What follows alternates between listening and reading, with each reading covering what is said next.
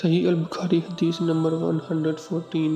جب نبی کریم صلی اللہ علیہ وسلم کے مرض میں شدت ہو گئی تو آپ صلی اللہ علیہ وسلم نے فرمایا کہ میرے پاس سامان کتابت لاؤ تاکہ تمہارے لیے ایک تحریر لکھ دوں تاکہ بعد میں تم گمراہ نہ ہو سکو۔ اس پر حضرت عمر رضی اللہ عنہ نے لوگوں سے کہا کہ اس وقت آپ صلی اللہ علیہ وسلم پر تکلیف کا غلبہ ہے اور ہمارے پاس اللہ کی کتاب قرآن موجود ہے جو ہمیں ہدایت کے لیے کافی ہے۔ اس پر لوگوں کی رائے مختلف ہو گئی اور شور و گل زیادہ ہونے لگا۔ آپ صلی اللہ علیہ وسلم نے فرمایا میرے پاس سے اٹھ کھڑے ہو، میرے پاس جگرنا ٹھیک نہیں۔